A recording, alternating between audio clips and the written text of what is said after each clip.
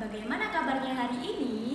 Putriska harap kalian semua selalu sehat dan tetap semangat belajar di rumah. Nah, sebelum mulai belajar, alangkah baiknya kita berdoa terlebih dahulu. Berdoa dimulai. Berdoa selesai. Nah, mari kita simak video berikut ini ya teman-teman. Pembelajaran hari ini yaitu tema 2 berhemat energi, subtema 1 sumber energi, pembelajaran 4, 5, dan 6. Pembelajaran 4 materi bahasa Indonesia dan PPKN. Teman-teman, coba kalian perhatikan gambar di samping ini atau teks visual ini. Apa yang diceritakan dari gambar tersebut? Kemudian, sebutkan peristiwa pada gambar dengan sumber energi listrik. Dari gambar di samping ini dapat diketahui bahwa listrik merupakan sumber energi yang membantu kita melakukan aktivitas sehari-hari. Contohnya seperti Edo yang sedang menonton televisi di ruang keluarga. Ia menyalakan lampu dan AC atau air conditioner. Sedangkan hari masih pagi dan udara belum terasa panas. Perilaku Edo tersebut merupakan perilaku tidak menghemat energi atau boros energi listrik. Sumber energi listrik yang terjadi pada gambar ini yaitu ada televisi, kemudian kulkas atau lemari es, kemudian ada AC dan lampu. Keempat benda ini dapat menyala karena terhubung oleh energi listrik. Kemudian gagasan pokok dari teks visual ini yaitu listrik merupakan sumber energi yang membantu kita melakukan aktivitas sehari-hari.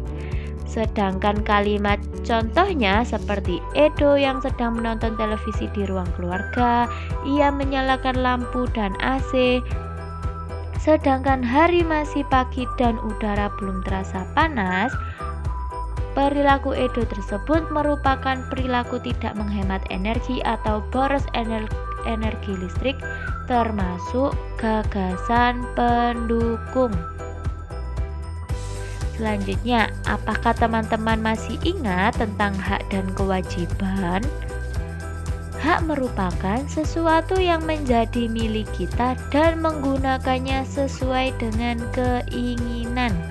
Sedangkan kewajiban merupakan sesuatu yang harus dilakukan dengan penuh tanggung jawab. Menurut teman-teman, manakah yang lebih dahulu kita dapatkan? Hak atau kewajiban ya? Nah, coba diperhatikan. Kewajiban harus dilakukan terlebih dahulu. Kemudian barulah kita menerima hak.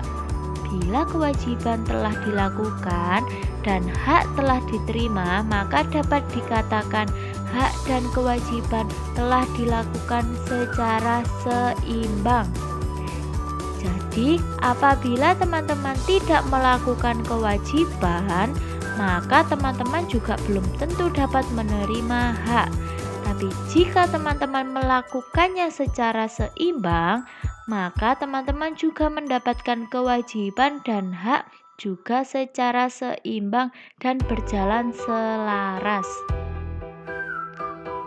Bagaimana kewajiban kita dan hak kita menggunakan sumber energi listrik? Kita berkewajiban untuk menghemat sumber energi listrik atau menggunakan seperlunya sesuai kebutuhan. Sedangkan untuk hak, kita berhak menggunakan sumber energi listrik sesuai dengan kebutuhan kita.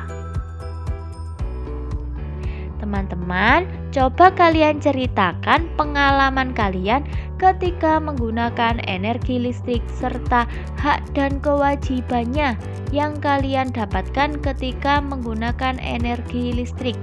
teman-teman bisa kerjakan dan bisa ditulis pada buku tema 2 halaman 30 dan 31. Selanjutnya yaitu pembelajaran 5 materi IPS. Apakah teman-teman tahu apa yang dimaksud dengan sumber daya alam? Sumber daya alam adalah semua kekayaan berasal dari alam yang bisa dimanfaatkan untuk kebutuhan manusia. Alam berupa lautan, daratan, pegunungan, dan lain sebagainya. Di dalamnya memiliki banyak benda mati maupun makhluk hidup yang bermanfaat bagi manusia. Pemanfaatan sumber daya alam, contohnya seperti pada gambar. Nelayan sedang menjemur ikan-ikan hasil tangkapan dari laut. Ikan-ikan tersebut dijemur dan ditata di atas papan kayu, lalu dibiarkan mengering. Proses pengeringan ikan tersebut memanfaatkan sumber energi dari alam, sehingga disebut dengan pengeringan alami.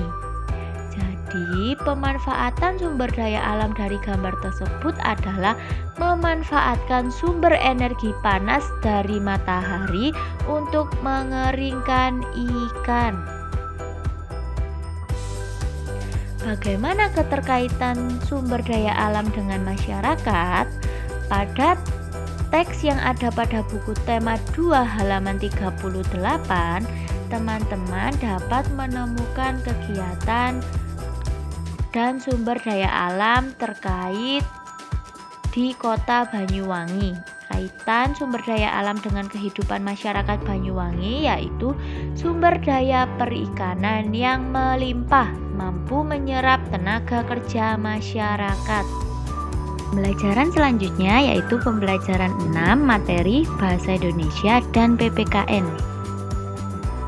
Temukan gagasan pokok dan gagasan pendukung dari teks visual berikut ini. Minyak bumi adalah salah satu sumber energi yang sangat penting dalam kehidupan sehari-hari. Ini adalah gagasan pokok.